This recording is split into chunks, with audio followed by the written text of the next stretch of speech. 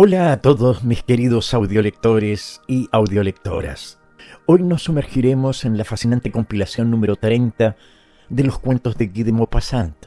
Comienza julio y hemos compartido juntos una serie de maravillosas historias durante estos 2 últimos meses, mayo y junio, sin interrupciones diarias. Ha sido un viaje increíble, lleno de emociones y reflexiones, y hoy continuamos con este legado literario. Guy de Maupassant fue un escritor prodigioso cuya educación desempeñó un papel crucial en su carrera literaria. Nació en una familia de la pequeña nobleza normanda y fue educado en el seminario de Yvetot y luego en el liceo de Rouen. Su madre, una mujer culta y amante de la literatura, le inculcó desde muy joven el amor por los libros y las letras. Este entorno le permitió desarrollar un profundo entendimiento de la condición humana, lo que se refleja en la profundidad y realismo de sus cuentos. Su encuentro con Gustave Flaubert, un amigo cercano de su madre, también tuvo un impacto significativo en su formación. Flaubert se convirtió en su mentor, guiándolo en sus primeros pasos como escritor y enseñándole la importancia del estilo y la precisión en la escritura. Gracias a esta educación y a su talento innato, Maupassant se convirtió en uno de los cuentistas más importantes del siglo XIX. Además, no olviden que en nuestro canal tenemos las lecturas de otros grandes escritores. Gran parte de esas obras están disponibles para escuchar y disfrutar. Espero que disfruten de esta nueva compilación de cuentos de Maupassant. Gracias por acompañarme en este viaje literario y feliz escucha. Cuentos 30 de Guy de Maupassant. Un duelo. La guerra había acabado. Los alemanes ocupaban Francia. El país palpitaba como un luchador vencido, caído a los pies del vencedor. De un país desquiciado, hambriento, desesperado, salían los primeros trenes que iban a las nuevas fronteras, atravesando con lentitud campos y ciudades. Los primeros viajeros miraban por las portezuelas, las llanuras devastadas y los caseríos incendiados. Ante las puertas de las casas que seguían en pie, soldados prusianos, con el casco negro con punta de cobre, fumaban en pipa, a horcajadas en unas sillas. Otros trabajaban o charlaban como si formasen parte de las familias. Cuando se pasaba por una ciudad, se veían regimientos enteros maniobrando en las plazas, y pese al traqueteo de las ruedas, llegaban a veces roncas voces de mando. El señor Dubois, que había pertenecido a la Guardia Nacional de París durante todo el asedio, iba a reunirse en Suiza con su mujer y su hija, enviadas prudentemente al extranjero antes de la invasión.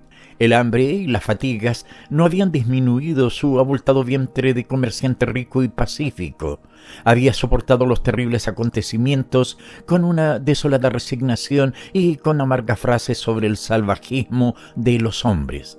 Ahora que se dirigía a la frontera, acabada la guerra, veía por primera vez a los prusianos, aunque había cumplido su deber en las murallas y montado muchas guardias en las noches frías. Miraba con irritado terror a aquellos hombres armados y barbudos, instalados como en casa propia en la tierra de Francia, y sentía en el alma una especie de fiebre de impotente patriotismo, al mismo tiempo que esa gran necesidad, que ese nuevo instinto de prudencia que ya no nos ha abandonado. En su departamento, 2 ingleses llegados para ver miraban con ojos tranquilos y curiosos. También ellos 2 eran gruesos y charlaban en su lengua, hojeando a veces su guía, que leían en alta voz tratando de reconocer los lugares indicados. De repente el tren se detuvo en la estación de un pueblecito y subió un oficial prusiano con gran ruido de sable en el doble estribo del vagón. Era alto, embutido en su uniforme y con barba hasta los ojos. Su cabello rojo parecía llamear y sus largos bigotes, más pálidos, se lanzaban hacia los 2 lados del rostro, cortándolo en 2. Los ingleses se pusieron al punto a contemplarlo con sonrisas de curiosidad satisfecha, mientras el señor Dubois fingía leer un periódico. Se mantenía acurrucado en su rincón como un ladrón ante un guardia. El tren volvió a ponerse en movimiento. Los ingleses seguían charlando, buscando el lugar preciso de las batallas y de pronto, cuando uno de ellos extendía el brazo hacia el horizonte señalando un pueblo, el oficial prusiano pronunció en francés, estirando sus largas piernas y arrellanándose en su asiento: «Yo maté 12 franceses en ese pueblo. Yo cogí más de 100 prisioneros». Los ingleses, muy interesados, preguntaron enseguida: «Ah, ¿cómo llamarse ese pueblo?». El prusiano respondió: «Farsburg», y prosiguió: «Yo cogí esos frifones de franceses por las orejas». Y miraba al señor Dubuis riendo orgullosamente de buen humor. El tren avanzaba, siempre atravesando caseríos ocupados. Se veían soldados alemanes a lo largo de las carreteras, al borde de los campos, de pie junto a las barreras o charlando ante los cafés. Cubrían la tierra como las langostas de África.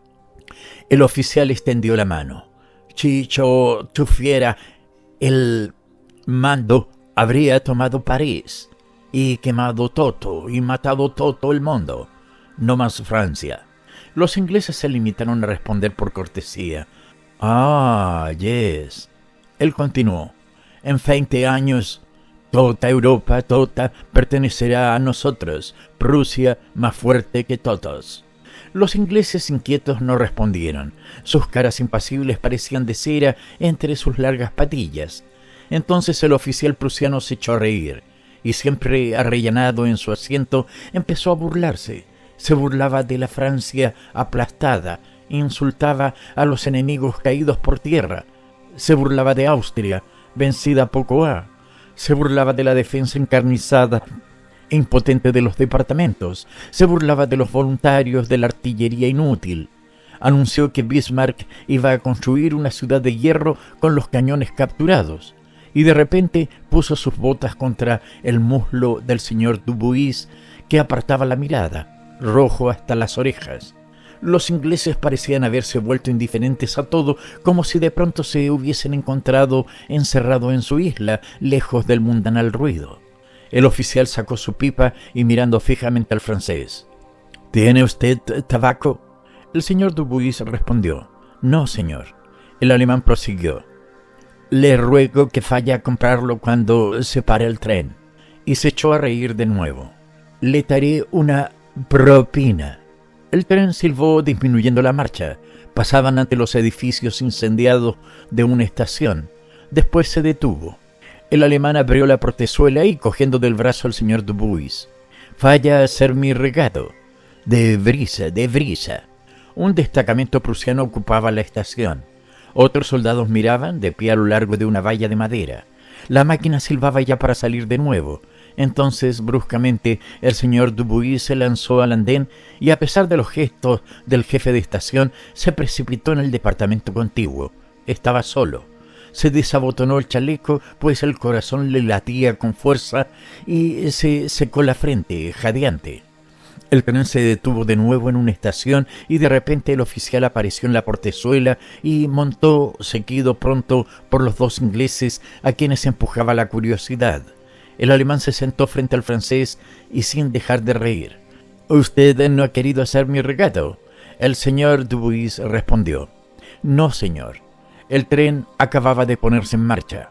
El oficial dijo: «Pues voy a cortarle su bigote para llenar mi pipa», y extendió la mano hacia la cara de su vecino. Los ingleses, siempre impasibles, miraban sin pestañear. El alemán había agarrado ya un mechón de pelo y tiraba de él, cuando el señor Dubuis, de un revés, le apartó el brazo y, cogiéndolo por el cuello, lo derribó sobre el asiento. Después, loco de cólera, con las sienes hinchadas, los ojos inyectados en sangre, estrangulándolo con una mano, empezó con la otra, cerrada, a asestarle furiosos puñetazos en la cara. El prusiano se debatía, trataba de desenvainar el sable, de estrechar a su adversario tumbado sobre él. Pero el señor Dubuis lo aplastaba con el peso enorme de su vientre y golpeaba sin tregua, sin tomar aliento, sin saber dónde caían sus golpes. Corría la sangre. El alemán, estrangulado, bramaba, escupía dientes e intentaba, aunque en vano, rechazar a aquel gordo exasperado que lo molía a golpes.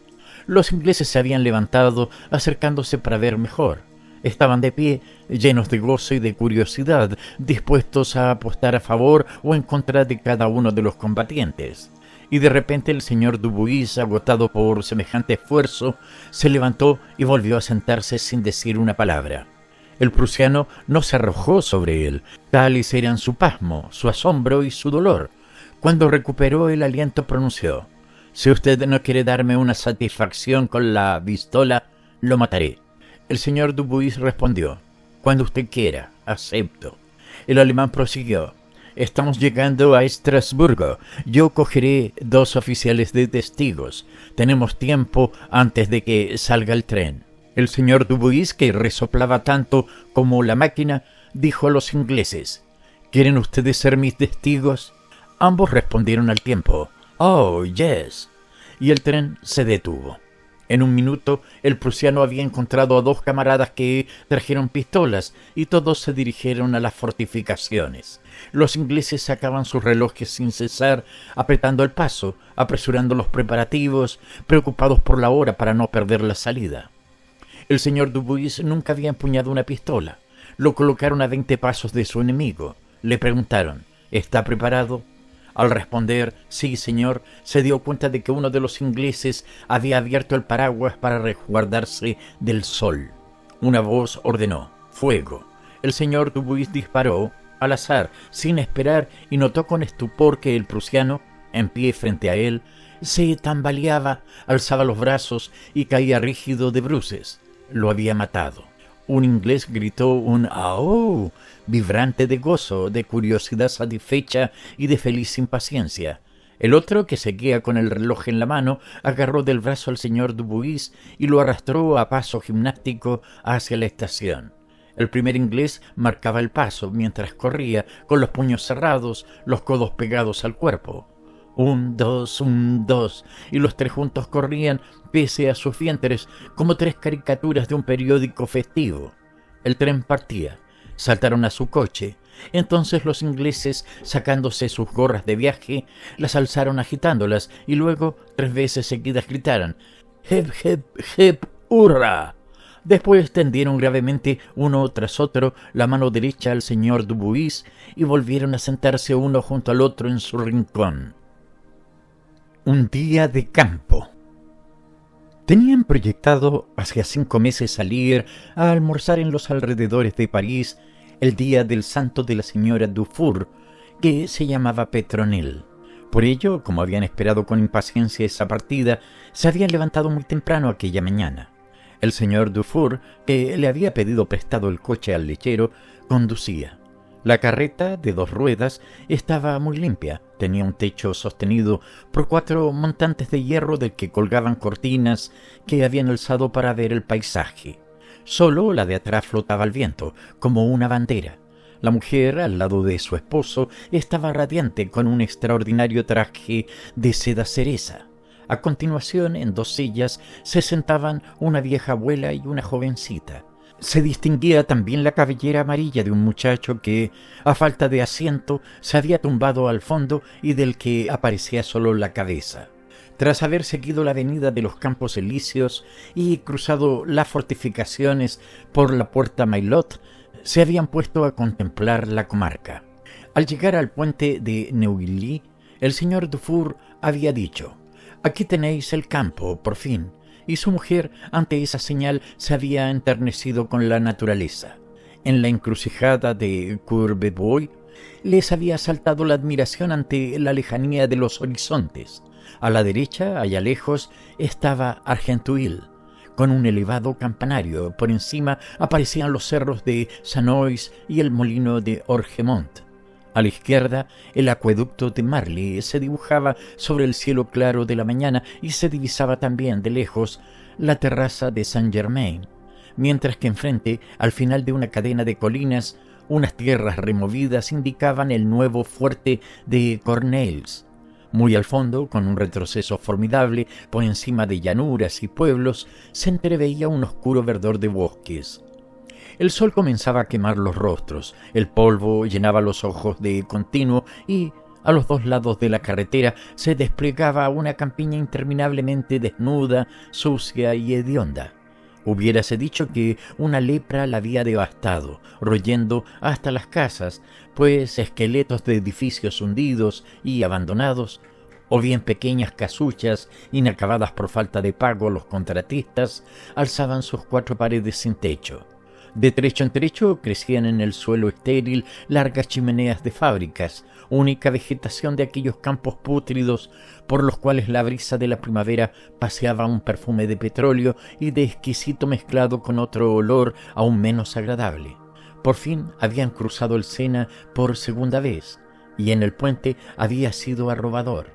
El río resplandecía de luz, un vaho se elevaba de él, absorbido por el sol, y se experimentaba una suave quietud, una frescura benéfica al respirar por fin un aire más puro que no había sido barrido por el humo negro de las fábricas o las miasmas de los muladares.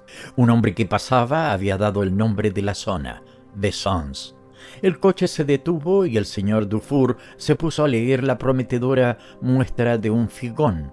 Restaurante Poulain, calderetas y pescado frito, reservados particulares, bosquecillos y columpios. ¿Qué señora Dufour te conviene? ¿Te decidirás por fin? La mujer leyó a su vez. Restaurant Poulain, calderetas y pescado frito, reservados particulares, bosquecillos y columpios. Después miró largamente la casa. Era una posada de campo blanca situada al borde de la carretera. Mostraba por la puerta abierta el zinc brillante del mostrador ante el cual estaban 2 obreros endomingados. Por fin la señora Dufour se decidió. «Sí, está bien», dijo, «y además tiene buenas vistas».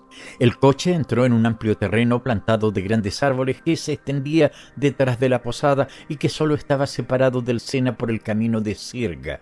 Entonces se apearon. El marido saltó primero, luego abrió los brazos para recibir a su mujer. El estribo, sujeto por 2 barras de hierro, estaba muy lejos, de forma que para alcanzarlo la señora Dufour tuvo que dejar ver la parte inferior de una pierna cuya primitiva finura desaparecía ahora bajo una invasión de grasa que bajaba de los muslos. El señor Dufour, a quien el campo excitaba ya, le pellizcó vivamente la pantorrilla y después, cogiéndola por debajo de los brazos, la depositó pesadamente en tierra como un enorme paquete.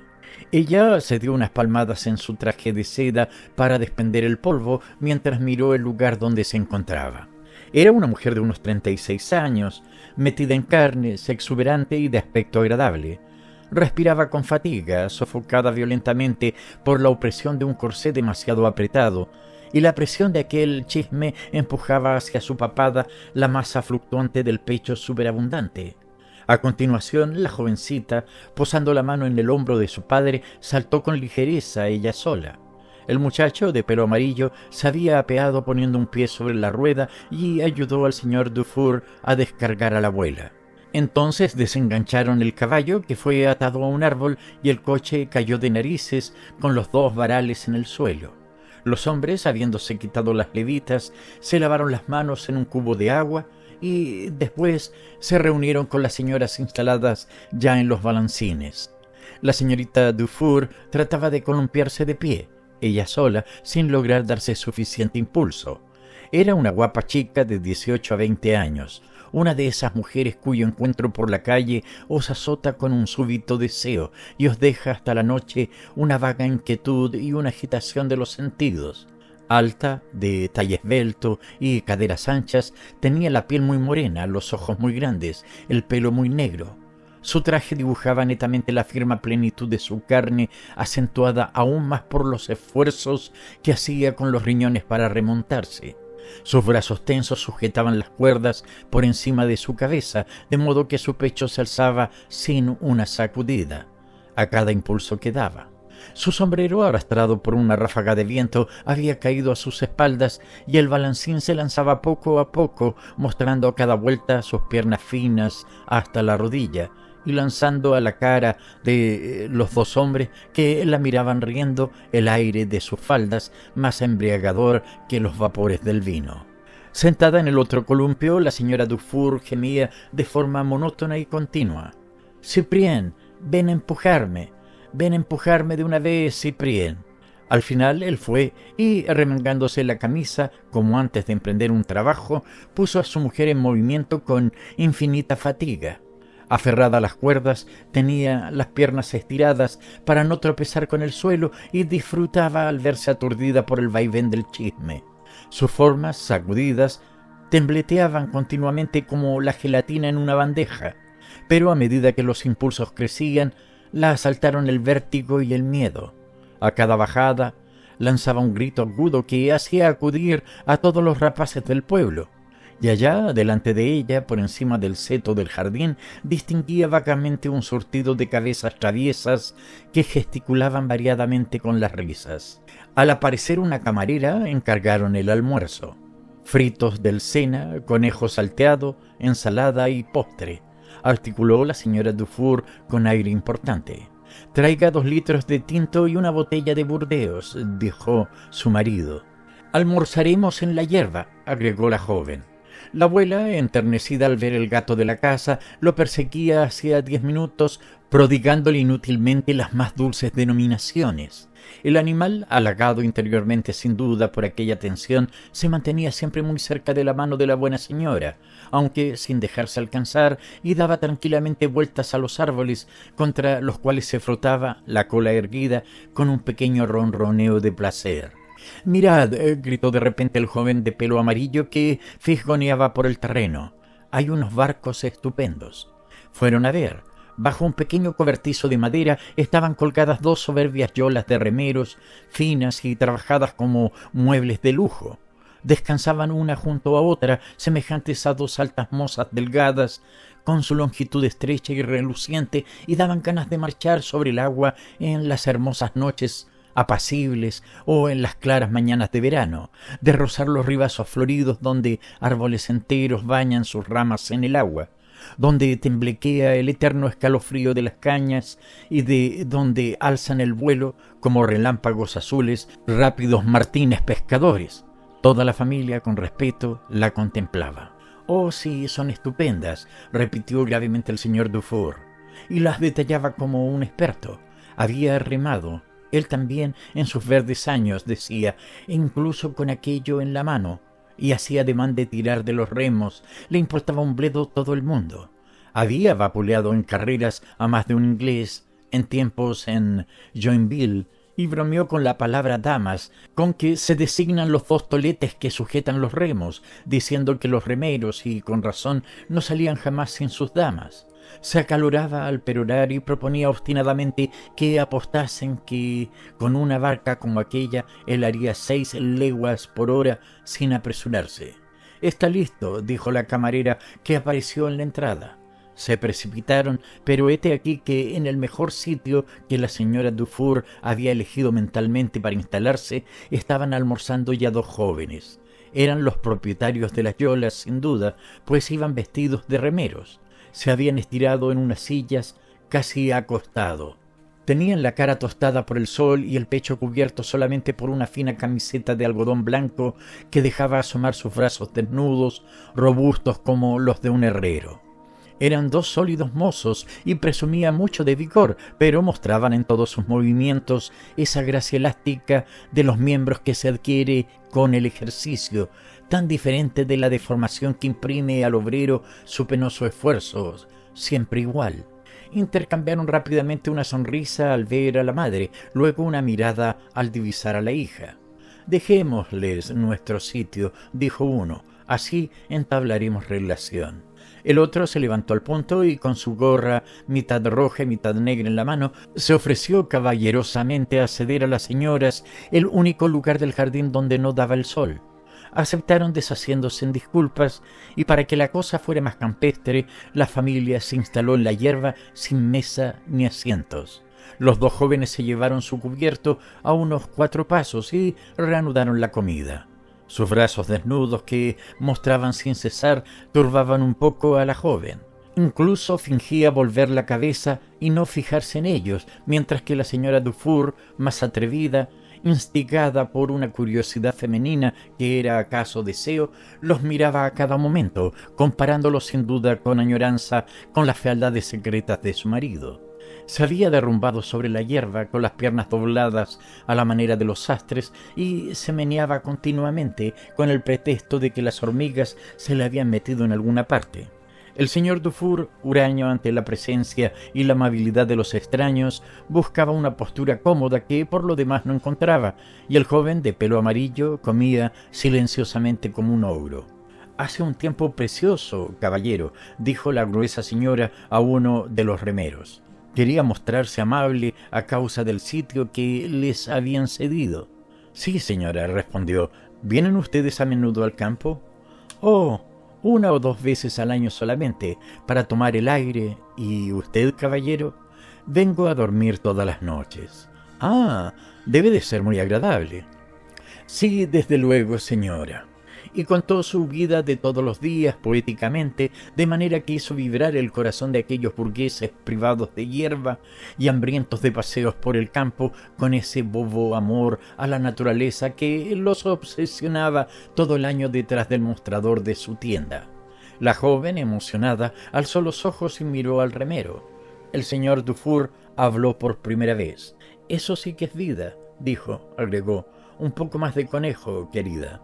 «No, gracias, cariño». Ella se volvió de nuevo hacia los jóvenes y señalando sus brazos.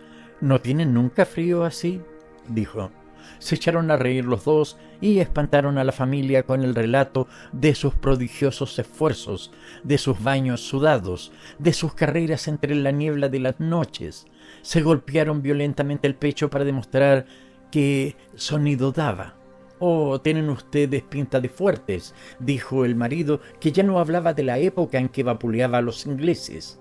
La joven los examinaba ahora de lado, y el muchacho de pelo amarillo, atragantándose con la bebida, tosió desesperadamente, rociando el traje de seda cereza de la jefa, que se enfadó y mandó traer agua para lavar las manchas. Entretanto, la temperatura se volvía terrible. El río relumbrante parecía un foco de calor y los vapores del vino turbaban las cabezas. El señor Dufour, sacudido por un hipo violento, se había desabrochado el chaleco y la cintura del pantalón, mientras que su mujer, presa de sofocos, desabotonaba su traje poco a poco. El aprendiz balanceaba con aire alegre sus greñas de lino y se servía trago tras trago. La abuela, sintiéndose achispada, se mantenía muy rígida y muy digna. En cuanto a la joven, no dejaba traslucir nada, solo sus ojos se encendían vagamente y su piel, muy morena, se coloreaba en las mejillas con un tono más rosado. El café los remató. Hablaron de cantar y cada cual echó su copla, que los otros aplaudieron con frenesí. Después se levantaron con dificultad y mientras que las 2 mujeres aturdidas respiraban, los 2 hombres, totalmente kurdas, hacían gimnasia. Pesados, fofos y con el rostro escarlata, se colgaban torpemente de las anillas sin lograr levantarse, y sus camisas amenazaban continuamente con evacuar sus pantalones para ondear al viento como estandartes. Entretanto, los remeros habían echado las yolas al agua y regresaban cortésmente a proponer a las señoras un paseo por el río. «Señor Dufour, ¿me dejas, por favor?», gritó su mujer. Él la miró con pinta de borracho, sin entender. Entonces se acercó un remero con 2 cañas de pescar en la mano. La esperanza de pescar gobios, ese ideal de los tenderos, encendió los ojos sombríos del hombrecillo, que accedió a todo lo que quisieron, y se instaló a la sombra bajo el puente, los pies bailando encima del río, junto al joven del pelo amarillo que se durmió a su lado. Uno de los remeros se sacrificó, se llevó a la madre. En el bosquecillo de la isla de los ingleses, gritó al alejarse. La otra yola se puso en marcha más lentamente. El remero miraba tanto a su compañera que no pensaba en otra cosa y lo había invadido una emoción que paralizaba su vigor. La joven, sentada en el asiento del timonel, se abandonaba a la dulzura de estar sobre el agua. Se sentía asaltada por una renuncia a pensar, por una quietud de los miembros, por un abandono de sí misma, como presa de una múltiple embriaguez. Se había puesto muy roja, con la respiración entrecortada. El aturdimiento del vino, multiplicado por el calor torrencial que chorreaba en torno a ella, hacía que todos los árboles de la orilla la saludasen a su paso. Una vaga necesidad de disfrute, una fermentación de la sangre recorría en su carne excitada por los ardores de aquel día, y estaba también turbada por aquel mano a mano sobre el agua, en medio de aquella tierra despoblada por el incendio del cielo, con aquel joven que la encontraba hermosa, cuyos ojos le besaban la piel y cuyo deseo era tan penetrante como el sol.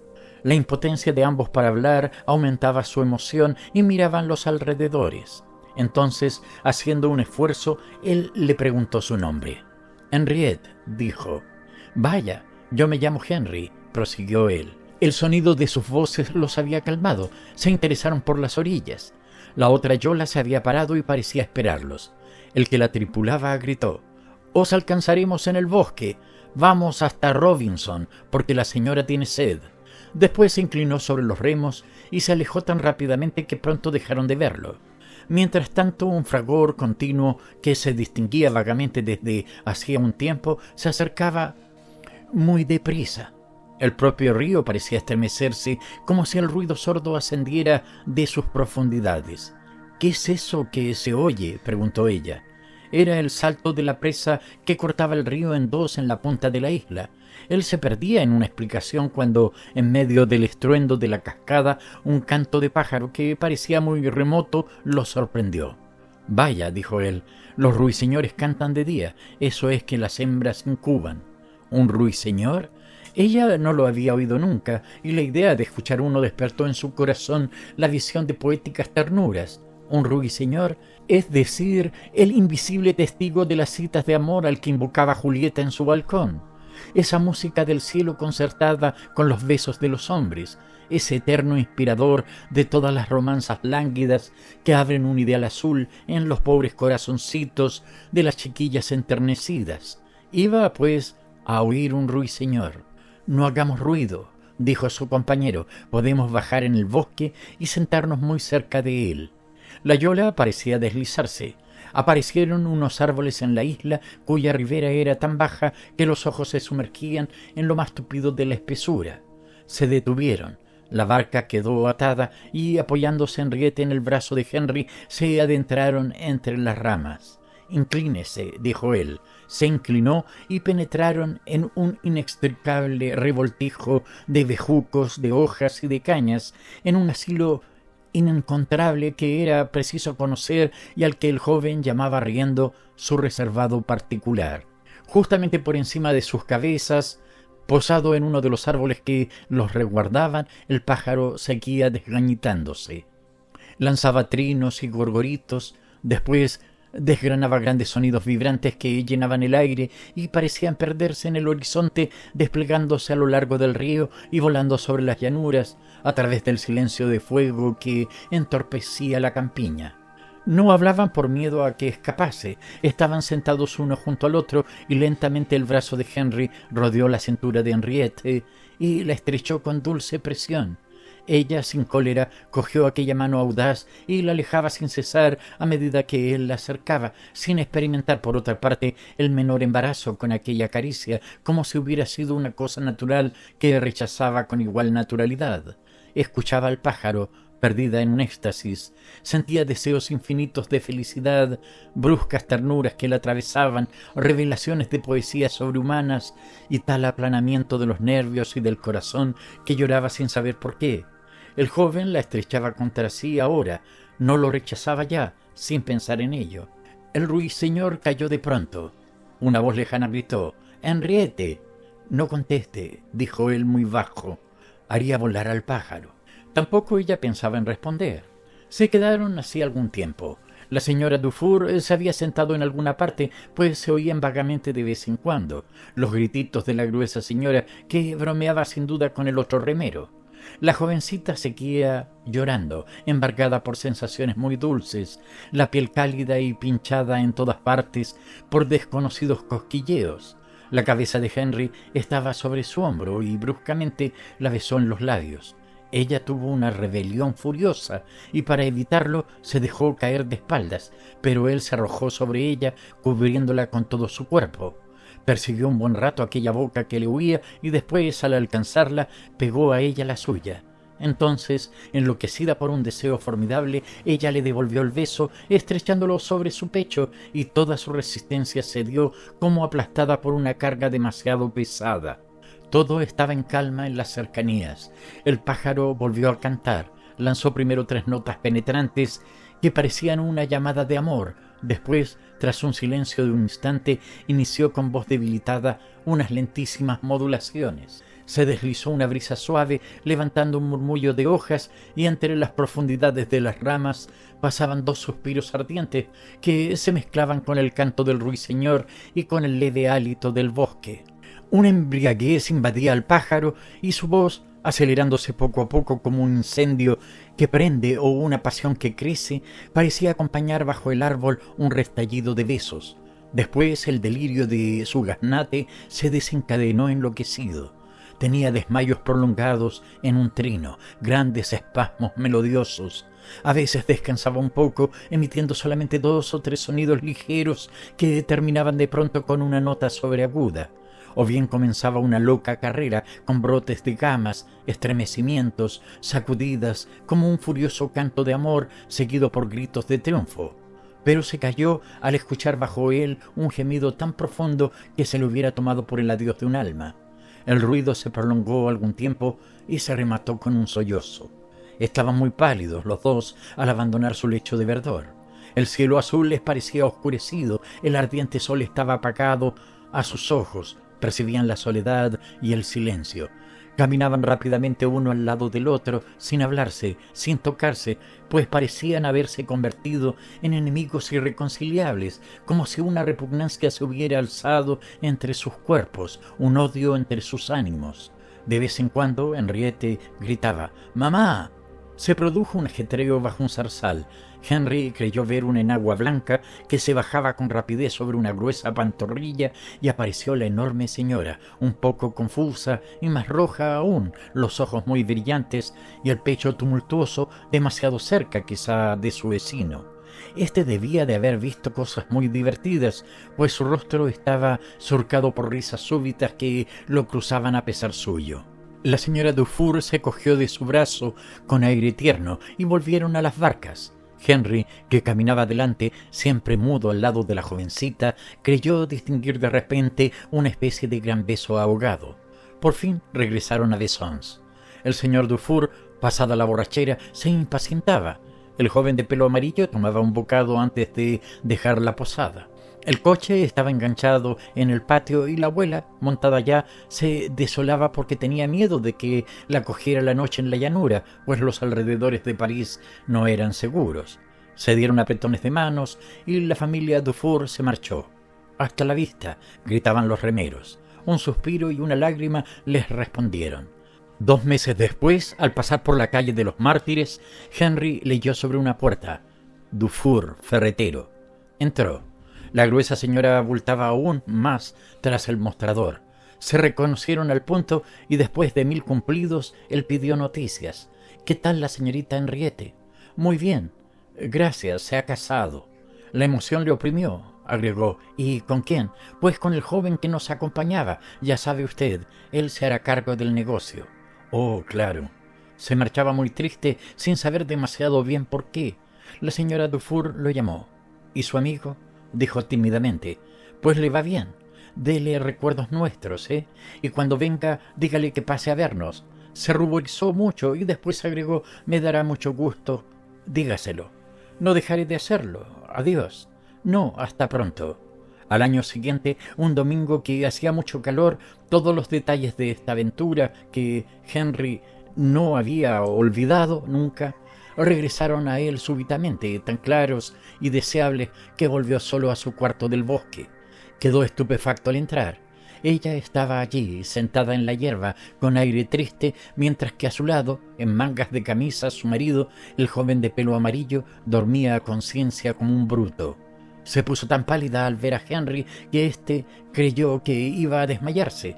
Después empezaron a charlar con toda naturalidad, como si nada hubiese ocurrido entre ellos. Pero cuando él le contaba que le gustaba mucho aquel paraje y que iba a menudo a descansar allí los domingos, evocando muchos recuerdos, ella lo miró largamente a los ojos. «Yo pienso en eso todas las noches», dijo. Vamos, querida, replicó bostezando su marido. Creo que ya es hora de marcharnos. Un fracaso. Iba yo a Torino atravesando la isla de Córcega.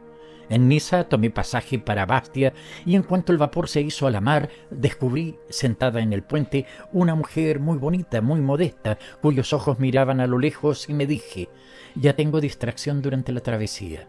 Me instalé frente a ella, contemplándola y preguntándome todo lo que debemos preguntarnos en presencia de una desconocida que nos interesa.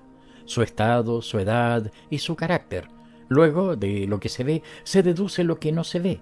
Sondamos con los ojos, con el pensamiento, la figura de lo que aparece sujeto por el corsé y de lo que se cubre con el vestido. Se nota la esbeltez del busto, si está sentada y se procura ver el tobillo, se observan las condiciones de sus manos, que revelarán la dulzura de sus caricias, la forma de las orejas, que indica el origen mejor que una partida de bautismo en la cual es fácil mentir. Se hace lo posible para oír su voz, cuyas entonaciones descubrirán las tendencias de su alma, en tanto que sus frases nos dan idea de su ingenio. El timbre de la voz y todos los matices de las palabras denuncian a un observador experimentado, toda la contextura sentimental de un carácter, porque siempre hay conexiones, aunque sea muy difícil precisarlas, entre la idea y la función que la exterioriza. Yo contemplaba detenidamente a mi compañera de viaje, procurando advertir síntomas favorables y analizando sus gestos con la esperanza de que me la revelaran sus actitudes. Abrió un saquito de viaje y sacó un periódico. Me froté las manos de gusto. Dime lo que lees y te diré lo que piensas. Comenzó por el artículo de entrada con expresión curiosa y satisfecha. El título del diario me saltó a los ojos. L'Echo de París. Quedé perplejo. Ella leía, sonriendo, una crónica de Scoul, Diablo. Sin duda no era gazmoña y mostraba gusto por el ingenio cultivado, la malicia intencionada, la sal y hasta un poquito de pimienta. Bravo, pensé, revela su lectura un temperamento franco y expansivo. Si fuese también algo sentimental. Para tocar este resorte, acercándome a ella lo más posible, me puse a hojear un tomo de poesías que llevaba conmigo, La canción de amor por Félix Frank. Noté que había leído el rótulo de la cubierta en un parpadeo rápido, como un pajarito coge al vuelo una mosca. Muchos viajeros pasaron por delante de nosotros para mirarla, pero al parecer ella se abstraía en su lectura por completo. Al terminar, dejó el periódico y, aprovechando la oportunidad, le dije: «¿Me permite usted que lo vea, señora?» «Con mucho gusto», contestó, alargándome la hoja impresa. «Si la distrajesen estas poesías, las pongo a su disposición». «Es cosa divertida». Me desconcertó bastante aquella pregunta, refiriéndose a un volumen de versos amorosos. Luego contesté: «Mejor que divertida es la lectura que ofrezco. La juzgo encantadora, delicada, emocional. Deme usted». Cogió el libro y mientras recorría varias hojas con cierta expresión de sorpresa, comprendí que no tenía costumbre de leer versos. A veces parecía conmoverse o sonreía, pero de otra manera que ante la crónica de Aureliano Scoul. De pronto le pregunté: «¿Le gusta?» «Sí», me contestó, «pero me gustan más las cosas alegres. No me atrae lo sentimental». Ya teníamos conversación. Supe que la viajera estaba casada con un capitán de dragones de guarnición en Ajaccio y que iba entonces a reunirse con su marido. De sus palabras deduje que no le quería con mucho entusiasmo. Le quería, sí, pero de cierto modo como quiere una mujer al hombre que no supo despertar en su corazón grandes ilusiones durante su luna de miel. La había paseado de guarnición en guarnición, de pueblo en pueblo, todos aburridos, muy aburridos. Por fin la reclamaba desde la isla, que debería de ser lúgubre. No, la vida no es alegre para todos. Hubiera preferido quedarse con sus padres en Lyon, porque allí trataba mucha gente, pero era forzoso ir a Córcega. El ministro nunca procuraba servir al capitán, y eso que tenía una brillante hoja de servicios. Hablemos de las residencias que refería. ¿Le gusta París?, pregunté. «Oh, sí me gusta París». «Caballero, ¿es posible que me haga usted semejante pregunta?» Y me habló de París con tal entusiasmo, con tal frenesí, con tal ansia, que pensé: ya tengo el resorte que me conviene tocar. Adoraba a París desde lejos, deseándolo, enloqueciendo por su brillo, con hambre, con fiebre, con pasión delirante de provinciana, con impaciencia loca de pájaro enjaulado que descubre, a través de los hierros, el bosque frondoso bañado por el sol. Me hizo 1000 preguntas palpitantes, apresuradas. Quería enterarse de todo, averiguarlo todo en 5 minutos. Conocía los nombres de todas las celebridades y de muchas personas que nunca oí nombrar. ¿Cómo es Gounod y Sardou? Ah, caballero, cuánto me gustan las obras de Sardou. Siempre tan ingenioso, tan vivo, tan interesante. Cada vez que veo representar una obra de Sardou, sueño en sus complicaciones durante muchos días. Leí también un libro de Daudet que me gustó mucho. Safo. ¿Usted lo ha leído? Es un guapo mozo Daudet. ¿Usted le conoce? ¿Y Solá? ¿Cómo es? Con su Germinal me hizo llorar. ¿Recuerda usted al pobre niño que muere a oscuras? ¡Qué terrible! Me impresionó tanto que me sentí enferma. No, eso no hace reír. También he leído un libro de Bourget, Cruel Enigma, y a mi prima le hizo tal impresión esa novela que hasta escribió a Bourget. Me gusta, pero me parece de sobra poético. Prefiero aventuras alegres. ¿Conoce usted a Grebin y a Coquelin y a Damalá y a Roquefort? Dicen que tienen mucho ingenio. Y a Casagnac, según parece, se desafía diariamente. Al cabo de 1 hora se iban agotando sus preguntas y, habiendo satisfecho su curiosidad ansiosa, pude hablarla de lo que me convenía. Conté historias y amoríos del mundo parisiense, del gran mundo. Me escuchaba muy atentamente con toda su alma. Oh, debió de adquirir una idea muy lúcida y exacta de las hermosas damas, de las ilustres damas de París. Todo eran aventuras galantes, citas, rápidos triunfos y derrotas apasionadas. Me preguntaba ella de cuando en cuando, ¿así es el gran mundo? Sonriendo maliciosamente yo contestaba, es como digo, y solamente las humildes burguesas que se aburren arrastrando vida monótona por melindres virtuosos, por una virtud que nadie las agradece, y comencé a fustigar las domésticas virtudes con reflexiones filosóficas, ironías punzantes y ligeras burlas, y se mofa descaradamente de las pobres necias que van envejeciendo sin haber sentido lo bueno, lo dulce, lo escabroso, lo galante, sin haber saboreado las delicias de los besos furtivos, profundos, ardientes, y todo por estar casadas con un hombre receloso y estúpido, cuya reserva en las caricias conyugales priva injustamente a una criatura de toda sensualidad refinada y de todo sentimentalismo elegante. Luego reforzaba mis reflexiones con el relato de nuevas aventuras, cuentos de gabinetes particulares, intrigas que yo suponía propaladas en todo el universo, y como estribillo colocaba siempre un elogio entusiástico del amor brusco y secreto, de la sensación robada como un fruto prohibido recogido por sorpresa, de paso.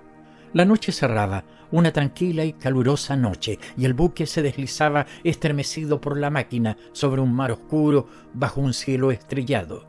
La mujer callaba, respirando lentamente y dejando escapar algún suspiro. De pronto se levantó diciéndome, «Ya es hora de acostarme. Buenas noches», y me ofreció la mano. Yo sabía que la tarde siguiente debía tomar la diligencia que va de Bastia a Ajaccio, a través de las montañas, hasta el amanecer. «Buenas noches», respondí, estrechando sus dedos entre los míos, y bajé a mi camarote. Por la mañana tomé los 3 asientos de berlina para mí solo, y cuando al anochecer me dirigí hacia el viejo coche que debía conducirnos, el mayoral me preguntó si tendría inconveniente alguno en ceder un asiento a una señora. Dije bruscamente, «¿A qué señora?», y el mayoral contestó, «A la señora de un capitán de Ajaccio. Dígale que puede contar con lo que desea». Llegó la mujer diciendo que había dormido todo el día. Disculpó su descuido, me dio las gracias y entró en la berlina, la cual era una especie de cajón herméticamente cerrado que solo tenía cristal en las 2 portezuelas. Ya estábamos allí juntos y solos. Arrancaron los caballos al trote largo. Pronto nos vimos en la montaña. Un perfume fresco de hierbas aromáticas entraba por las ventanillas, ese perfume propio de la isla de Córcega, que los marinos reconocen a larga distancia. Emanaciones penetrantes, como los olores de un cuerpo, como el sudor de la tierra verde que un ardiente sol evapora y el viento arrastra. Volví a referirle cosas de París y ella volvió a escucharme con atención calenturienta. Mis narraciones eran cada vez más atrevidas y más desnudas, abundando en frases intencionadas y pérfidas, en esas frases que encienden la sangre. Cerró la noche. Yo no veía nada, ni siquiera el óvalo blanquecino que hasta entonces revelaba el rostro de la mujer. Solamente aparecían a los resplandores del farol de la diligencia los 4 caballos ganando al paso el repecho. De cuando en cuando el rumor de un torrente llegaba confundido con el cascabeleo de las guarniciones. Luego se perdía, quedando atrás, cada vez más lejos de nosotros. Adelanté con mucho tiento un pie, aproximándolo a mi compañera, que no retiró el suyo. Estuve un rato inmóvil, en acecho, y de pronto, cambiando el registro, empecé a insinuarme con palabras afectuosas y tiernas. Mi mano encontró la suya. La cogí dulcemente y ella no la retiró. Seguí hablando casi a su oído, muy cerca de su boca. Yo sentía palpitar su corazón contra mi pecho. Palpitaba con rudos golpes, buena señal. Entonces, con mucha suavidad, puse mis labios en su cuello, seguro de mi conquista, de tal modo seguro que hubiese apostado cualquier cosa. Pero ella, sacudiéndose como si despertara, me rechazó. Y antes que me diese cuenta de nada, recibí una porción de arañazos y una lluvia de golpes rápidos en todas direcciones. La oscuridad que nos envolvía me hizo imposible cubrirme y evitarlos. Extendí los brazos, procurando vanamente aprisionar los suyos. Luego, no sabiendo ya qué hacer, me volví escondiendo la cabeza, presentando solamente la espalda, que recibía su furioso ataque. Ella debió de comprender esta maniobra desesperada y suspendió la paliza. Recogiéndose luego en su rincón, estuvo llorando más de 1 hora. Yo me sentía inquieto y avergonzado. Hubiera querido hablar, pero ¿qué decir entonces? Nada me parecía oportuno. Excusas, no. Resultaban del todo necias. En semejante situación se imponía el silencio. Lloraba la mujer, lanzando suspiros profundos que me conmovían y me desconcertaban. Tuve tentaciones de prodigarle consuelos, acariciándola tiernamente como a los niños, o pidiendo perdón a sus pies de rodillas, pero no me atreví. Son estúpidas tales situaciones. Al fin se calmó y quedamos cada uno en nuestro rinconcito, inmóviles y mudos, mientras avanzaba el coche, deteniéndose de cuando en cuando para los relevos. Al penetrar en la berlina, un reflejo de faroles de las cuadras, cerrábamos los ojos para no mirarnos. Otra vez la diligencia en marcha, el aire fresco y oloroso del campo nos acariciaba las mejillas y los labios, embriagándome como el vino. ¡Caramba! ¡Qué viajecito si mi compañera se hubiese mostrado menos simple! Amanecía. Los primeros reflejos de la aurora entraron en la berlina. Miré a la mujer que fingía dormir. Luego el sol, apareciendo sobre las montañas, inundó pronto de resplandores un golfo inmenso. Todo azul, rodeado por cumbres enormes y crestas de granito. Al extremo del golfo, una ciudad blanca se extendía delante de nosotros. Mi compañera, fingiendo entonces despertar, abrió los ojos, encendidos por el llanto, abrió también la boca, se estremeció, se ruborizó y balbuceó. ¿Llegaremos pronto? Muy pronto. Falta menos de 1 hora. Mirando a lo lejos, dijo: «Es muy fatigoso pasar en diligencia toda una noche». «Oh, sí, los riñones duelen. Y más fatigoso aún después de una travesía». «Oh, sí, es Ajaccio, aquel pueblo que se descubre». «Sí, es Ajaccio. Quisiera que llegásemos cuanto antes». «¿Me lo explico?» El timbre de su voz revelaba cierta inquietud, evitando que se cruzara con la mía su mirada. Se sentía molesta. Sin embargo, nada permitía suponer que recordase lo sucedido. Yo la admiraba. Qué diplomacia instintiva tienen las mujeres.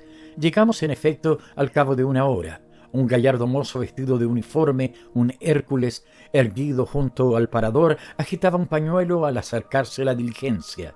Mi compañera se lanzó en sus brazos y, dándole muchos besos, repetía: «¿Cómo estás? Cuánto deseaba verme cerca de ti». Bajaron de la Imperial mi maleta y cuando ya me iba discretamente, la mujer me llamó. «Ah, caballero, se marcha sin despedirse».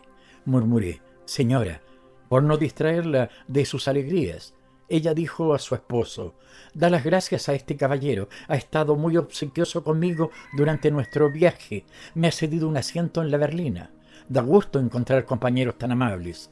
El capitán me oprimió la mano, agradeciéndome con toda su alma tantas atenciones. La mujer sonreía mirándonos. Yo, sin duda, puse cara de imbécil en aquel momento. Un golpe de estado. París acababa de enterarse del desastre de Sedan. Se proclamaba la República. Francia entera jadeaba al comienzo de esa demencia que duró hasta después de la Comuna. Se jugaba a los soldados de una punta a otra del país. Fabricantes de género de punto eran coroneles y desempeñaban cargos de generales.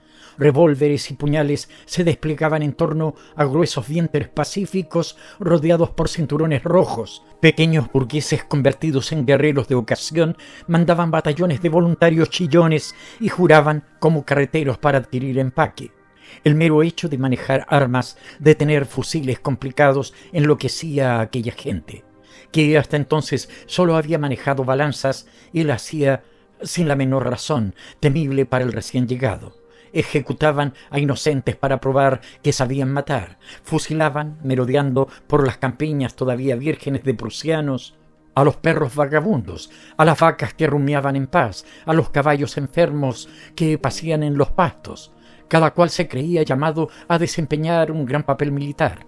Los cafés de los más míseros villorrios, llenos de comerciantes de uniforme, parecían cuarteles o ambulancias. El pueblo de Caneville ignoraba aún las desquiciadas noticias del ejército y de la capital, pero una extremada agitación lo perturbaba desde hacía un mes. Dos partidos contrarios se encontraban frente a frente. El alcalde, señor vizconde de Barnetot, un hombrecillo flaco, ya anciano, legitimista incorporado al imperio, hacía poco, por ambición, había visto surgir un decidido adversario en el doctor Mazarel, un gordo sanguíneo, jefe del Partido Republicano en el distrito, venerable de la lógica masónica, de la cabeza de partido, presidente de la Sociedad de Agricultura y del Cuerpo de Bomberos y organizador de la milicia rural que salvaría a la comarca. En 15 días se las había arreglado para decidir a defender el país a 63 voluntarios casados y padres de familia, campesinos prudentes y tenderos del lugar, y los adiestraba todas las mañanas en la plaza del ayuntamiento. Cuando el alcalde, por casualidad, iba al edificio municipal, el comandante Mazarel, cargado de pistolas, pasando fieramente con el sable en la mano, al frente de su tropa, hacía girar a su gente. ¡Viva la patria! Y ese grito lo habían notado, excitaba al menudo vizconde, que veía en él sin duda una amenaza, un desafío, al mismo tiempo que un odioso recuerdo de la gran revolución. El 5 de septiembre por la mañana, el doctor de uniforme, con el revólver sobre la mesa, pasaba consulta a una pareja de viejos campesinos, uno de los cuales, el marido, que sufría de varices desde hacía 7 años, había esperado a que su mujer las tuviera también para ir al médico, cuando el cartero le llevó el periódico. El señor Mazarel lo abrió, se levantó bruscamente y, alzando los brazos al cielo con un gesto exaltado, se puso a vociferar con toda su voz ante los dos aldeanos asustados. ¡Viva la República! ¡Viva la República! ¡Viva la República! Después se dejó caer en su butaca desfallecido de emoción, y como el campesino continuaba, empezó con unos hormigueos que me corrían sin parar a lo largo de las piernas. El doctor Mazarel exclamó: «Déjeme en paz, no tengo tiempo para ocuparme de sus tonterías. Se ha proclamado la República, el emperador está prisionero, Francia se ha salvado, ¡viva la República!». Y corriendo a la puerta bramó: «Celeste, pronto, Celeste». La criada acudió asustada. Él tartamudeaba de tan rápido que quería hablar. «Mis botas, mi sable, mi cartuchera y el puñal español que está sobre mi mesilla de noche. Date prisa». Y como el campesino, obstinado, aprovechando un instante de silencio, proseguía: «Después me salieron como unas bolsas que me hacían daño al andar». El médico, exasperado, chilló: «Déjenme en paz, maldita sea. Si se hubiera lavado los pies, no le pasaría eso». Después, agarrándolo por el cuello, le escupió a la cara: «¿No te das cuenta de que ya tenemos república, pedazo de animal?». Pero la conciencia profesional lo calmó enseguida y empujó hacia afuera al estupefacto matrimonio, repitiendo: vuelvan mañana, amigos míos, hoy no tengo tiempo». Mientras se equipaba de pies a cabeza, dio de nuevo una serie de órdenes urgentes a su criada: «Corre a casa del teniente Picard y del alférez Pommel, y diles que los espero aquí inmediatamente, y mándame también a Torquebeuf con su tambor, deprisa, deprisa». Cuando Celeste hubo salido, se concentró preparándose para superar las dificultades de la situación. Los 3 hombres llegaron juntos, con ropas de trabajo. El comandante, que esperaba verlos de uniforme, tuvo un sobresalto. ¿No saben nada, diantre? El emperador está prisionero, se ha proclamado la república. Es preciso actuar. Mi posición es delicada y diría aún más, peligrosa. Reflexionó unos segundos ante los rostros atontados de sus subordinados y después prosiguió. Hay que actuar sin vacilar. Los minutos valen horas en semejantes momentos. Todo depende de la prontitud de las decisiones. Usted, Picard, vaya a buscar al cura y conmínele a que toque a rebato para reunir a la población a la que voy a prevenir. Usted, Torchebeuf, toque llamada en todo el municipio, hasta los caseríos de la Yerisay y de Salmar, para reunir a la milicia armada en la plaza. Usted, Pommel, póngase rápidamente el uniforme, solo la guerrera y el kepis. Vamos a ocupar juntos el ayuntamiento y a combinar al señor de Barnetot a que me entregue sus poderes. ¿Entendido? Pues manos a la obra y rápidamente. Lo acompaño a su casa, Pommel, pues actuamos juntos. 5 minutos después, el comandante y su subalterno, armados hasta los dientes, aparecían en la plaza en el mismo momento en que el menudo vizconde de Barnetot, con polainas como para partida de caza, el fusil Le Foucheux al hombro, desembocaba a rápidos pasos por la otra calle, seguido por sus 3 guardias de guerrera verde, con el cuchillo sobre el muslo y el fusil en bandolera. Mientras el doctor se detenía estupefacto, los 4 hombres penetraron en el ayuntamiento, cuya puerta se cerró a sus espaldas. «Se nos han adelantado», murmuró el médico. «Ahora hay que esperar refuerzos. No se puede hacer nada de momento». El teniente Picard reapareció. «El cura se ha negado a obedecer», dijo, «y hasta se ha encerrado en la iglesia con el sacristán y el guarda.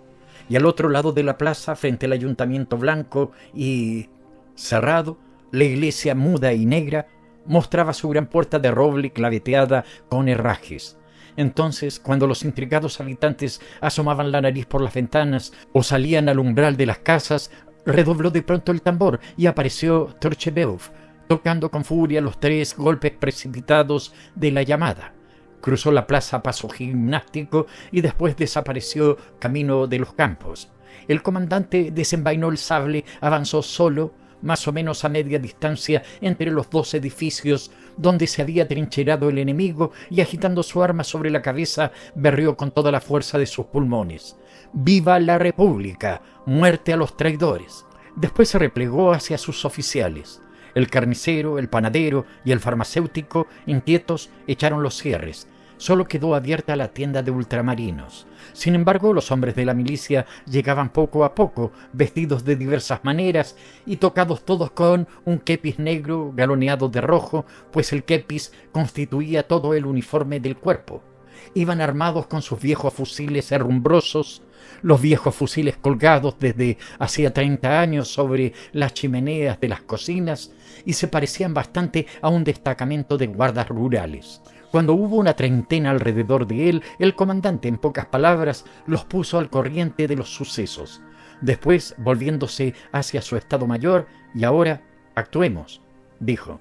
Los habitantes se congregaban, examinaban y platicaban. El doctor decidió rápidamente su plan de campaña. «Teniente Picard, usted avanzará hasta las ventanas de ese ayuntamiento y conminará al señor de Barnetot, en nombre de la República, a entregarme la casa de la villa». Pero el teniente, un maestro albañil, se negó. «Pues sí que es usted listo, para que me larguen un tiro». «Muchas gracias. Los que están allí dentro tienen buena puntería, ya lo sabe usted. Haga el recado usted mismo». El comandante se puso rojo. «Le ordeno que vaya en nombre de la disciplina». El teniente se rebeló. «No pienso dejar que me rompan la cara sin saber por qué». Los notables, reunidos en un grupo próximo, se echaron a reír. Uno de ellos exclamó: «Tienes razón, Picard, no es el momento». Entonces el doctor murmuró: «Cobardes», y dejando su sable y su revólver en manos de un soldado, avanzó con paso lento, con los ojos clavados en las ventanas, esperando ver salir un cañón de fusil apuntando hacia él.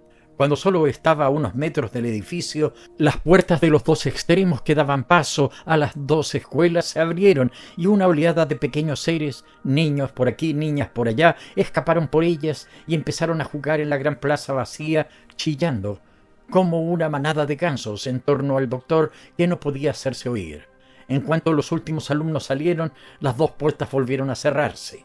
El grueso de los críos se dispersó por fin y el comandante llamó con voz potente: «Señor de Barnetot». Se abrió una ventana del primer piso.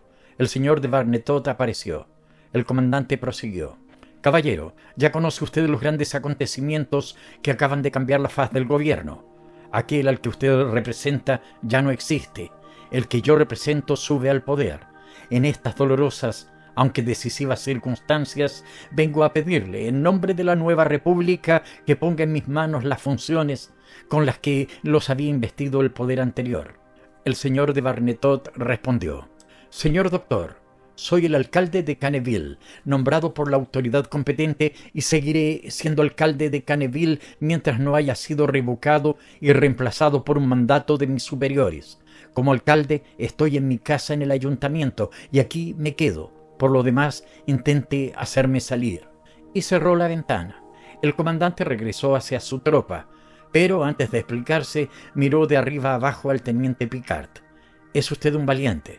Menudo conejo, la vergüenza del ejército, lo degrado de su puesto». El teniente respondió: «Me importa un pepino», y fue a mezclarse con el grupo murmurador de los habitantes. Entonces el doctor vaciló. ¿Qué hacer? ¿Dar el asalto? Pero sus hombres avanzarían y además tenía derecho a hacerlo. Lo iluminó una idea. Corrió a Telégrafos, cuya oficina estaba frente al ayuntamiento, al otro lado de la plaza, y envió 3 despachos: a los señores miembros del gobierno republicano en París, al nuevo prefecto republicano del Sena Inferior en Rouen, al nuevo subprefecto republicano de Dieppe. Exponía la situación, hablaba del peligro corrido por el municipio al quedar en manos del exalcalde monárquico, ofrecía sus abnegados servicios, pedía órdenes y firmaba acompañando su nombre de todos sus títulos. Después regresó hacia su cuerpo de ejército y, sacando 10 francos del bolsillo, dijo: «Tengan, amigos míos, vayan a comer y beber un poco. Dejen aquí solo un destacamento de 10 hombres para que nadie salga del ayuntamiento». Pero el exteniente Picard, que charlaba con el relojero, lo oyó, se echó a reír burlonamente y pronunció: «Pardiez, si salen, será una oportunidad de entrar. Sin eso, no acabo de verlo a usted allí dentro». El doctor no respondió y se marchó a almorzar. Por la tarde dispuso guardias todo alrededor del municipio, como si estuviera amenazado por una sorpresa. Pasó varias veces ante las puertas de la alcaldía y de la iglesia sin observar nada sospechoso. Se hubiera dicho que los edificios estaban vacíos. El carnicero, el panadero y el farmacéutico volvieron a abrir sus tiendas. Se cotilleaba mucho en las casas. Si el emperador estaba prisionero, alguna traición habría debajo. No se sabía exactamente cuál de las repúblicas volvía. Cayó la noche. Hacia las 9, el doctor se acercó solo, sin hacer ruido, a la entrada del edificio municipal, persuadido de que su adversario se había marchado a dormir, y cuando se disponía a hundir la puerta a golpes de pico, una voz potente, la de un guardia, preguntó de pronto: «¿Quién va?». Y el señor Mazarel se batió en retirada a todo correr. Se alzó el día sin que la situación hubiera cambiado en nada. La milicia armada ocupaba la plaza. Todos los habitantes se habían reunido en torno a la tropa, esperando una solución. Los de los pueblos vecinos llegaban a ver. Entonces el doctor, comprendiendo que se jugaba su reputación, resolvió acabar fuera como fuera, e iba a tomar una resolución cualquiera, enérgica seguramente, cuando se abrió la puerta de Telégrafos y la criadita de la directora apareció llevando en la mano 2 papeles. Se dirigió primero hacia el comandante y le entregó uno de los despachos. Después, cruzando el centro desierto de la plaza, intimidada por todos los ojos clavados en ella, con la cabeza gacha y a menudos pasos, fue a llamar suavemente a la casa atrancada, como si hubiera ignorado que en ella se ocultaba un partido armado. La puerta se entreabrió. Una mano de hombre recibió el mensaje. Y la chiquilla regresó, muy colorada, a punto de llorar, al ser así contemplada por el pueblo entero. El doctor pidió con voz vibrante: «Un poco de silencio, por favor». Y cuando el populacho calló, prosiguió orgullosamente: «He aquí la comunicación que acabo de recibir del gobierno». Y alzando su despacho, leyó: «Ex alcalde revocado. Sírvase avisar urgentemente. Recibirá instrucciones ulteriores. Por el subprefecto Sapín concejal». Triunfaba, su corazón latía de gozo, sus manos temblaban, pero Picard, su antiguo subalterno, le gritó desde un grupo vecino: «Todo eso está bien, pero si los otros no salen, ¿de qué le sirve su papel?». Y el señor Mazarel palideció. En efecto, si los otros no salían, iba a tener que avanzar él. No era solamente su derecho, sino también su deber. Y miraba ansiosamente al ayuntamiento, esperando que iba a ver abrirse la puerta y replegarse a su adversario. La puerta seguía cerrada. ¿Qué hacer? La muchedumbre aumentaba, se agolpaba alrededor de la milicia, reían. Una reflexión torturaba sobre todo al médico. Si daba el asalto, tendría que marchar a la cabeza de sus hombres. ¿Y cómo? Muerto él, toda oposición cesaría. Era sobre él solamente, sobre quien tirarían el señor de Barnetot y sus 3 guardias. Y disparaban bien, muy bien. Picard acababa de repetírselo, pero lo iluminó una idea, y volviéndose hacia Pomel: «Vaya enseguida a pedir al farmacéutico que me preste una servilleta y un palo». El lugarteniente se precipitó. Iba a ser una bandera de parlamento, una bandera blanca cuya visión acaso alegrara el corazón legitimista del exalcalde. Pomel regresó con la prenda pedida y un mango de escoba. Con unos bramantes montaron un estandarte que el señor Mazarel aferró con ambas manos y avanzó de nuevo hacia el ayuntamiento, sujetándolo ante sí. Cuando estuvo frente a la puerta, volvió a llamar: «Señor de Barnetot». La puerta se abrió de pronto y el señor de Barnetot apareció en el umbral con sus 3 guardias. El doctor retrocedió con un movimiento instintivo, después saludó cortésmente a su enemigo y pronunció, estrangulado por la emoción: «Vengo, caballero, a comunicarle las instrucciones que he recibido». El aristócrata, sin devolverle el saludo, respondió: «Me retiro, señor, pero sepa usted bien que no es por temor ni por obediencia al odioso gobierno que usurpa el poder». Y resaltando cada palabra, declaró: «No quiero que parezca que sirvo ni un solo día a la República. Eso es todo». Mazarel, cortado, no respondió nada, y el señor de Barnetot echó a andar con pasos rápidos, desapareciendo por una esquina de la plaza, seguido siempre por su escolta. Entonces el doctor, loco de orgullo, regresó hacia la muchedumbre. En cuanto estuvo lo bastante cerca para hacerse oír, gritó: «¡Hurra! ¡Hurra! La República triunfa en toda la línea». Nadie manifestó la menor emoción. El médico prosiguió: «El pueblo es libre. Sois libres, independientes. Enorgulleceos de ello». Los aldeanos inertes lo miraban sin que la menor gloria iluminase sus ojos. A su vez, él los contempló, indignado de su indiferencia, buscando lo que podría decir, lo que podría hacer para dar un gran golpe, electrizar a aquel pueblo plácido, cumplir su misión de iniciador. Lo invadió una inspiración y, volviéndose hacia Pomel: «Teniente, vaya a buscar el busto del ex emperador que está en la sala de juntas del consejo y tráigalo con una silla». Pronto el hombre reapareció trayendo sobre el hombro derecho el Bonaparte de yeso y llevando en la mano izquierda una silla de paja. El señor Mazarel fue a su encuentro. Cogió la silla, la dejó en el suelo, colocó sobre ella el busto blanco y después, retrocediendo unos pasos, lo interpeló con voz sonora: «Tirano, tirano, hete ahí caído, caído en el lodo, caído en el fango. La patria expirante gemía bajo tu bota. El destino vengador te ha herido. La derrota y la vergüenza han hecho presa en ti. Caes vencido, prisionero del prusiano. Y sobre las ruinas de tu imperio, que se desploma, la joven y radiante república se yergue, recogiendo tu espada rota». Esperaba unos aplausos. Ningún grito, ninguna palmada estalló. Los campesinos pasmados callaban y el busto de puntiagudos bigotes que sobresalían de las mejillas a ambos lados, el busto inmóvil y bien peinado como una muestra de peluquero, parecía mirar al señor Mazarel con su sonrisa de yeso, una sonrisa inefable y burlona. Ahí estaban, frente a frente, Napoleón sobre su silla, el médico de pie a 3 pasos de él. La cólera asaltó al comandante, pero ¿qué hacer? ¿Qué hacer para emocionar a aquel pueblo y ganar definitivamente esta victoria de la opinión? Su mano, por casualidad, se posó sobre el vientre y encontró, bajo su cinturón rojo, la culata de su revólver. No se le ocurría ninguna idea, ninguna palabra. Entonces sacó su arma, dio 2 pasos y a quemarropa fulminó al ex monarca. La bala hizo en la frente un agujerito negro parecido a una mancha, casi nada. El efecto había fallado.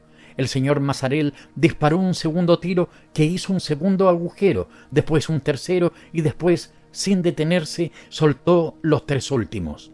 La frente de Napoleón volaba convertida en polvo blanco, pero los ojos, la nariz y las finas guías de los bigotes seguían intactos. Entonces, exasperado, el doctor derribó la silla de un puñetazo y, apoyando un pie sobre el resto del busto, en una postura de triunfador, se volvió hacia el público aturdido vociferando: «Perezcan así todos los traidores». Pero como seguía sin manifestarse el menor entusiasmo, como los espectadores continuaban pasmados de asombro, el comandante gritó a los hombres de la milicia: «Ya podéis regresar a vuestros hogares». Y él mismo se dirigió a grandes pasos hacia su casa, como si huyera. Su criada, en cuanto apareció, le dijo que unos enfermos lo esperaban desde hacía 3 horas en su despacho. Corrió a él. Eran los 2 campesinos de las varices de vuelta con el alba, obstinados y pacientes. Y el viejo reanudó al punto su explicación. Empezó con unos hormigueos que me corrían sin parar a lo largo de las piernas. Un haragán. A Simón Bombard con frecuencia le resultaba desagradable la vida. Nació con una increíble aptitud para la holganza y con un deseo inmoderado de no contrariar esta vocación. Todo esfuerzo moral o físico, todo movimiento realizado para satisfacer un trabajo, le parecía superior a sus fuerzas. En cuanto se hablaba en su presencia de un asunto serio, el pensamiento de Bombard se distraía. Era incapaz de profundizar nada, ni siquiera de poner su atención fija en nada. Hijo de un tendero de novedades de Caen, había escapado muy agradablemente, como decían los de su familia, hasta los 25 años. Pero como sus padres vivieron siempre más próximos de la quiebra que de la fortuna, pasó grandes apuros y escaseces de dinero. Alto, fornido, guapo mozo, con patillas rojas al uso normando, la tez sonrosada, los ojos azules, alegre y simple, insinuándosele, acaso por el género de vida que llevaba, la curva de la felicidad.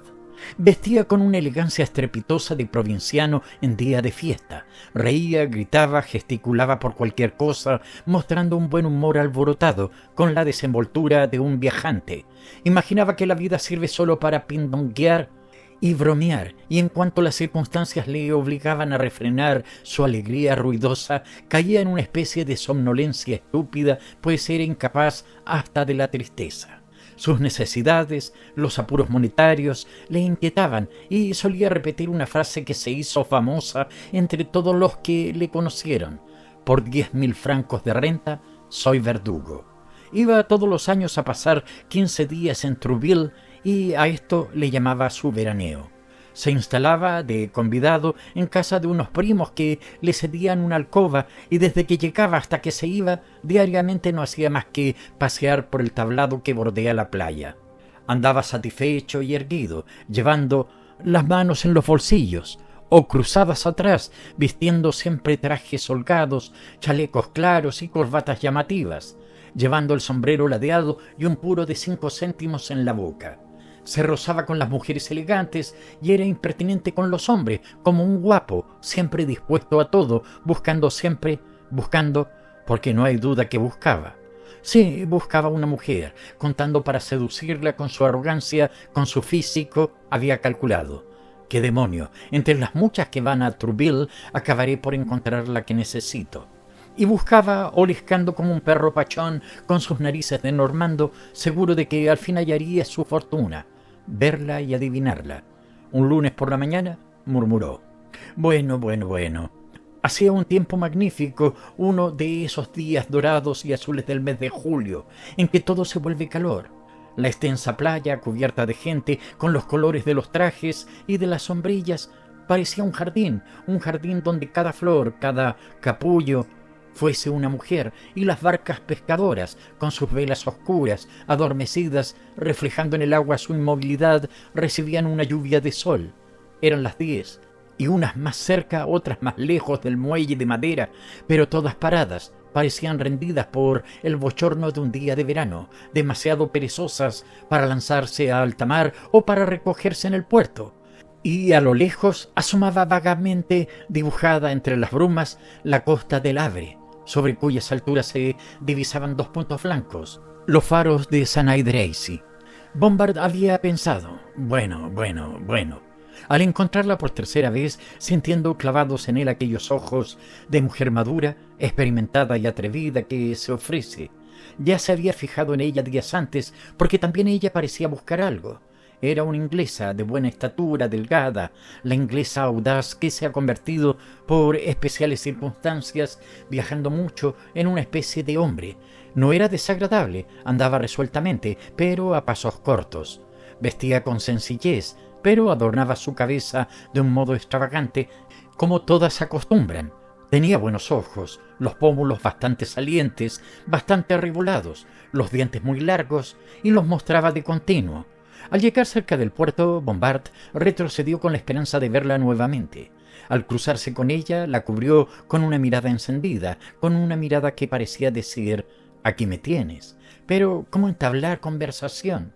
La vio por quinta vez, y cuando estaban ya cerca el uno de otro, ella dejó caer la sombrilla. Él se apresuró a recogerla, diciendo: «Permítame usted, señora». Y ella respondió: «Es usted muy amable, caballero». Se miraron, sin ocurrírsele a ninguno cómo empezar la conversación. Ella se había ruborizado. Entonces, envalentonándose, Bompard insinuó: «Hace un hermoso tiempo». Ella reputó: «Ah, muy hermoso». Y volvieron a quedar en silencio, mirándose turbados y sin pensar en apartarse el uno del otro. Al fin, ella tuvo el atrevimiento de preguntar: «¿Ha venido usted para mucho tiempo a esta playa?» Él, sonriendo, contestó: «Solo de usted depende». Y bruscamente propuso: «Vayamos al muelle». «Oh, el mar es hermoso en días así». Ella dijo sencillamente: «Sí, vayamos». Y avanzaron juntos, ella rígida y él balanceándose como un pavo que hace la rueda. A los 3 meses, algunos comerciantes de Caen recibieron una esquela que decía: «En una página, el señor y la señora de Bompard tienen el honor de participar a usted el efectuado enlace de su hijo Simón con la señora viuda Kate Robertson». Y en la otra, la señora viuda Kate Robertson tiene el honor de participar a usted su efectuado enlace con el señor Bompard. Se instalaron en París. La fortuna de la novia producía 15.000 francos de renta saneada. Simón quería 400 francos mensuales para su bolsillo particular, y para lograrlo probó que su ternura merecía aquel derroche.